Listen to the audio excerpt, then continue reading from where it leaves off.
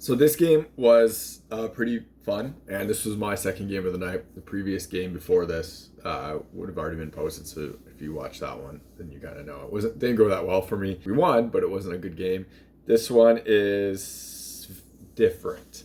So this is against a team that always outplays us a lot. We always have a ton of shots against. We sometimes can keep it pretty close. We beat them in the finals last year of like tier 2 of this division. It broken up. We went to the second tier. We beat them in the finals, and it was a really close game. It was a really good game. So these games are always fun to play against, and let's just say I was very tired at the end of this. So a slightly different thing here. These are the CoreTech like base layers, and the idea of them is to help with like growing poles and your hips and everything, and they have a tight end piece. You can see how this material doesn't really stretch a lot, and it's really tight and it really holds your hip and like legs in place. This stuff, I've used it for years under different branding. They used to be under Under Armour, and has saved me multiple times in games, especially towards the end of this in playoffs, where I pulled my groin and I wouldn't have been able to play without these things. So CoreTech sent me a pair of these I'll do a full review on them and everything, but if you're interested in CoreTech stuff, and they really help with the groin and like stopping injuries from getting worse and preventing them. They have a less tight version as well. This is a 1.0, the other ones are a 3.0. There's a link to CoreTech in the description. If you use my coupon code, you get a discount, as well as it supports the channel. So you get protective base layer stuff that I wear all the time and honestly really need to keep my groin intact. So it supports the channel as well. So check those out. Otherwise, if you want to support the channel without buying anything, check out links in the description to Patreon, buy me a coffee. Everything through there comes again back into the channel so I can make more content and doing real reviews.